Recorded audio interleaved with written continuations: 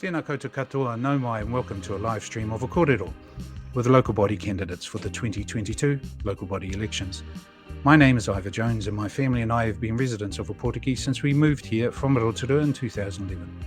As a resident that will be voting in this year's election on the 8th of October 2022, I was interested in asking the mayoral and council candidates if they would have a kōrero with me about who they are and why they have applied for the positions they have.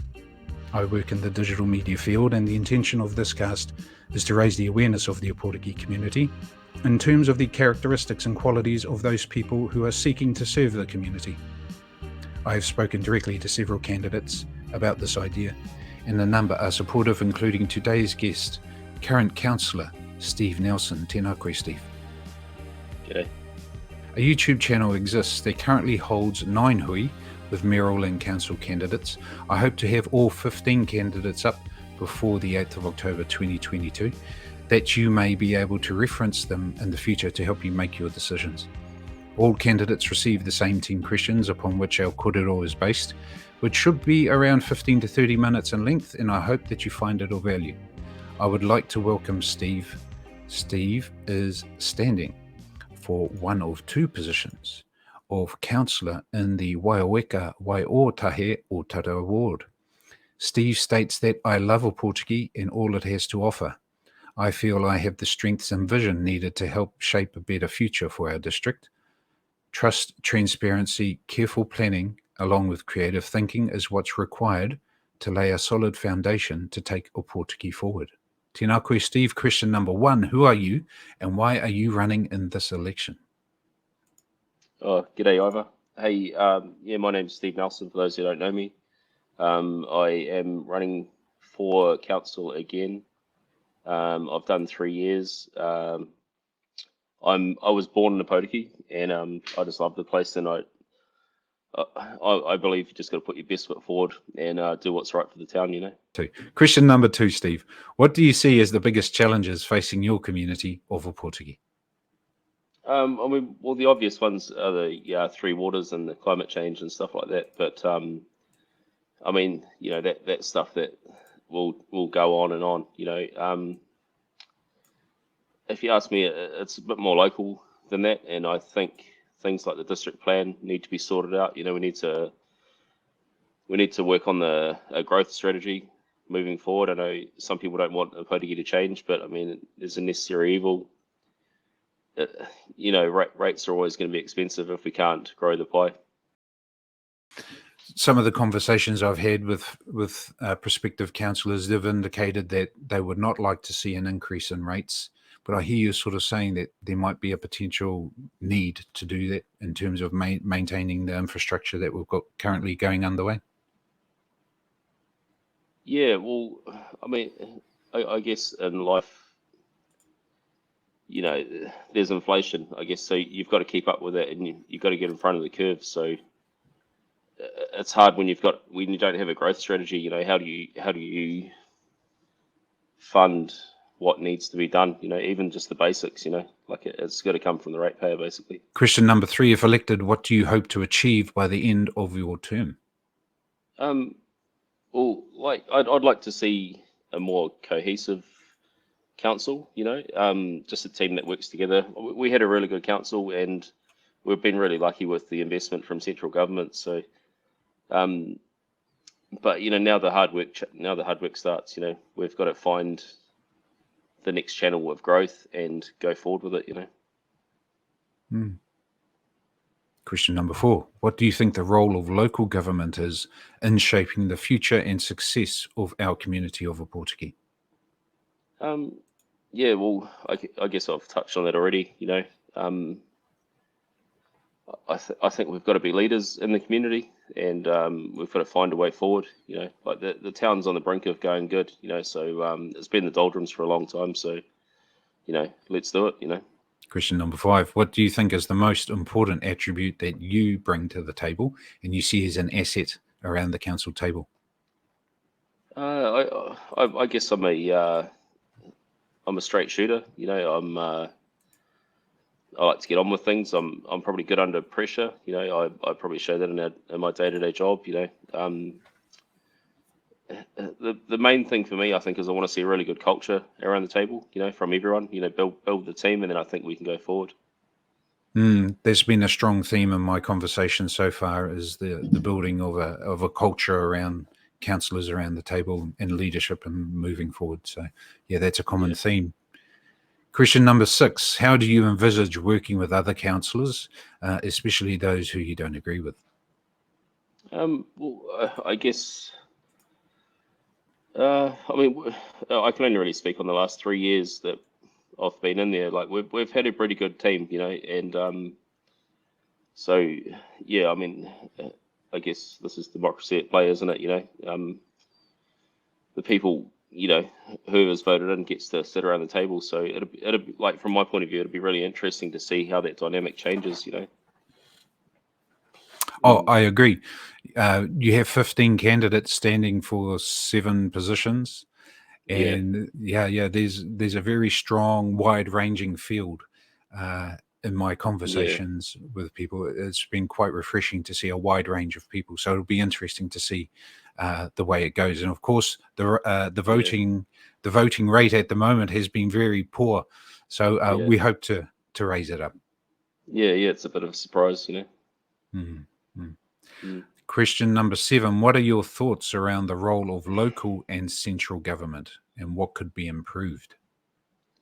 Yeah, well, I mean, central government's done us well the last 3 years, especially with the harbour announcements and whatnot, giving some money towards the marina and the, the town centre. They obviously see the town as a good investment, I mean, I guess from a point we need central government to listen to us a bit more, but I mean, how do you do that, bring back Winston and Shane. Bring a bit of honesty. Fair enough. Hey, thank you, Steve. I think you're highlighting another point, how difficult it's been for local government to actually do what it wants to do when it's being commanded by central government. Yeah, that's right. No, cool. Question number 8, how would you lead your community through challenging times such as a natural disaster? Tell me, how as a councillor, what happened last time?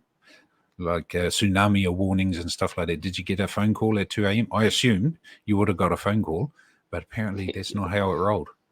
Yeah. It was for me. I was right in the centre of town. I was at work when we had to close our doors and everyone had to evacuate. So we were sort of right in the thick of it, So I actually think we did okay. One thing that I think does need to be worked on is facilities in the town, like up on the hills, like woodlands and tablelands. You need some toilets, you need shelter, you need good water. I think that's really important, I think that's something we need to work on, Further infrastructure development, Yeah. Like, it can be pretty simple, it doesn't have to be, you've got halls up woodlands and golf clubs and whatnot, just make sure they're well equipped, So did you get a call at all? Like the tsunami warning last year, I think it happened on a Friday. And I remember when it happened, shooting down to Tirohanga, to the little settlement there by the shops, and actually knocking on doors because people were coming up our hill and we were up Tirohanga Road for safety, which was great. And then I asked one of the people, has anyone knocked on doors to clear it? No. So, you don't know if the tsunami's coming or not. So, okay, jumped in my truck and knocking on doors and honking horns and come on, get up the hill. Did you have to do anything like that? Or did Civil Defence give you a call? Because it would seem that that's not happening at the moment. Or we actually spoke about Civil Defence at Council the other day and how, I guess they do well with what they have, and they understand there's gaps, so it's never going to be perfect. And I mean, it's the last thing you expect to happen is to, have to close your business and run up the hill because there's a tsunami coming, it was a bit of a blur, but I do remember getting a phone call from a radio station in Sydney, we've got a councillor group just on Messenger that we're all talking, and I come home, so we've got view of the sea, so I sort of kept everyone in contact that way. But yeah, you know, I mean, I heard Dave speak about tablelands the other day on his interview, and you know how, you know, there was just no infrastructure, there was no nothing, you know. So you know, it's really important to get that stuff right, you know. Have a bit of a plan. Question number 9. How do you plan to connect with all parts of the community and ensure that their voices are heard? Well, for me, I guess I'm in the thick of it, you know, in town. So like, it's easy for people to come and, you know, throw stones at me or do whatever, you know, keep me honest, you know. So I haven't really had too many troubles with that thing, you know. Like, from my point of view, I think I'm easy to find, and if people need to find me, they'll generally run into me, you know. So, and I'm always happy to talk, you know. Like, it's what I enjoy doing, you know. It's nice to see that you're accessible as a councillor on Bridge Street. Not hard to find. Yeah. Cool. Right, we're rolling into question number 10 and making good time, Steve. 11 minutes. Number 10. Elected members must act. Elected members must act in the best interests of their community and declare any interests that could be perceived as a conflict to being impartial. Do you have any interests that could be perceived as a conflict to being impartial? No, I mean, I do have conflicts of interest because I'm involved in the community, but nothing, you know, Nothing involving money. No, yeah, like, I mean, I'm a shareholder of the mussel farm, you know, but I'm very open and honest about things. You know, you've actually got to fill out forms and express your conflicts at the start of the training. So, you know, I think it's a good thing if you're conflicted, you know. In my eyes, I think you've got to be, you know, it means you're involved in the community, doesn't it? You know. Yes, we wear many hats, and Yeah. one of the conversations I had was, as long as you don't have an agenda coming in, or if you have an agenda coming into a decision, you just declare it so that it's known.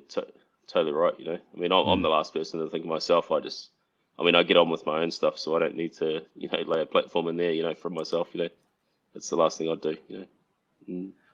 Well, Steve, thank you very much for giving me your time this evening and for sharing your story as you work to become a councillor again for your community in Ōpōtiki in 2022. I'd like to thank our whānau for tuning in, and I hope that you are now more informed about our candidates and that this has helped you to make an informed decision when you vote on the 8th of October 2022. Please like and share it around and all that stuff. Steve, is there anything you'd like to finish off with before we end? No, just like to thank you for the opportunity. You know, sorry I've been a bit busy lately, so it's taken me a while to get here. But you know, yeah. Hey, if you want a bit of trust and transparency, vote for me. Cheers. As I was saying to you in the prep, you're number 10, and I've got 2 more this weekend. So by Monday we'll have 12 of the 15 candidates, which I think is really cool. So hey, thank you very much, Steve, and ngā mihi. No worries.